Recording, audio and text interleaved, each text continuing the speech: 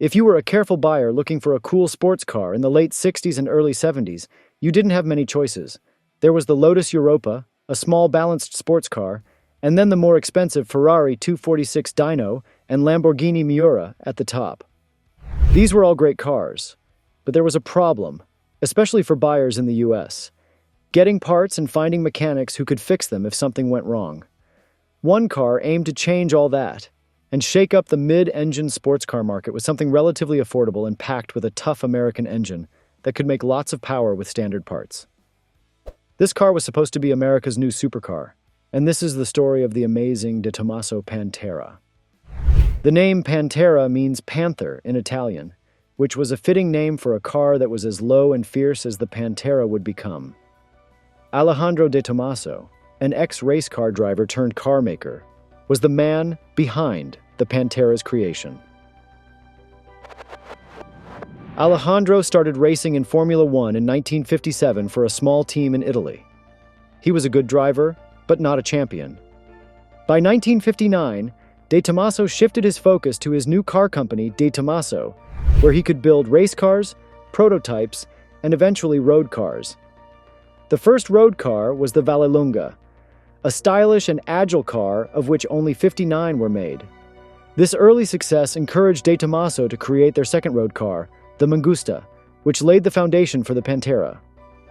The Mangusta was a mid-engine sports car powered by a Ford V8, born from a deal that fell through with Carroll Shelby. It sold about 400 cars in total, showing that De Tomaso could make capable sports cars beyond just a few. Thanks to Ford's involvement with the Mangusta's engine, they were willing to expand their partnership with De Tomaso for the Pantera. In America, Panteras would be sold through Lincoln and Mercury dealerships.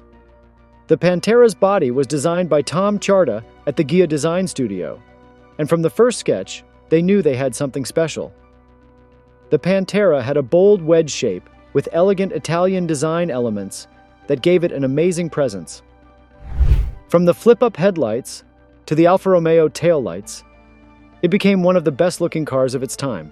Underneath its sleek body, the Pantera had a new steel frame chassis with independent suspension and powerful brakes. It was made for drivers who loved performance, with a manual steering setup.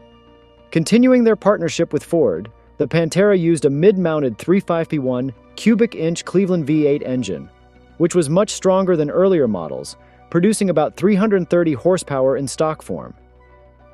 This power allowed the Pantera, weighing around 3,150 lbs, to compete globally. It could reach 0 to 60 in 5.5 seconds, hit a top speed of 160 mph, and cover a quarter mile in 13 to 14 seconds. In 1970, the Pantera made its debut at the New York Auto Show and was a huge hit. Priced under $10,000 US, it was half the cost of a Lamborghini Miura, despite having a similar wheelbase. It was a smart choice for buyers who wanted value and style. By 1971, the first Panteras arrived at Lincoln and Mercury dealerships in America. They sold well, with 1,000 cars sold in the first year and 300 more overseas.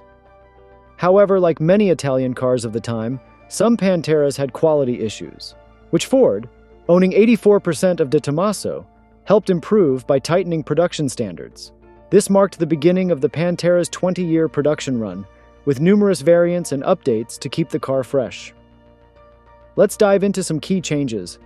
In 1972, the Pantera got updates like a new camshaft from the Ford 428 Cobra Jet, lower compression for emissions, and better exhaust manifolds, while maintaining its sleek look.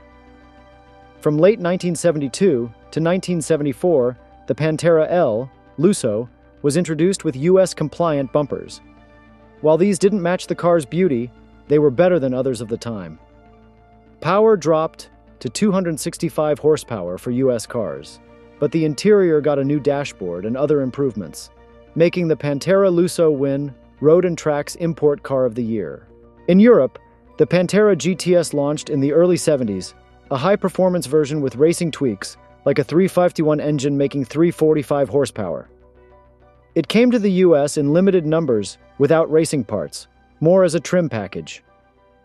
Sales continued until 1975, when Ford stopped selling the Pantera in the U.S. after 5,500 cars. The 351 Cleveland engine was no longer available, and with slowing sales and a fuel crisis, Ford stopped selling the Pantera in the U.S. Sales continued abroad, and with gray market imports until 1980. De Tomaso sourced 351 engines from Ford Australia and continued making and selling the Pantera until 1980, with minimal changes. Then, in 1980, the Pantera GT5 debuted with a radical new look inspired by the Lamborghini Countach.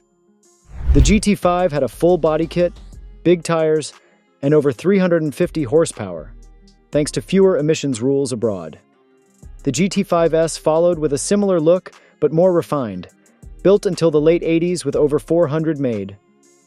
Despite a chassis update in 1980, the Pantera was showing its age.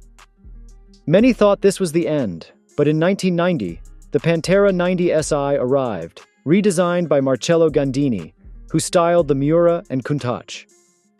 It mixed classic and modern looks, inspired by cars like the Ferrari F40.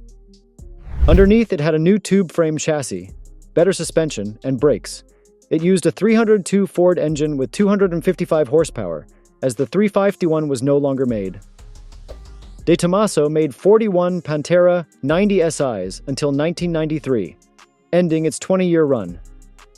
It paved the way for the Guara, but the Pantera remains a classic and a great car for custom builds. With its history, style, and strong V8, I'd choose a Pantera over a Ferrari any day. Let us know if you feel the same. Thanks for watching our Motorability show. If you like this video, please like and share it. Subscribe to Motorability channel and hit the bell for more documentaries on the coolest cars. Until next time.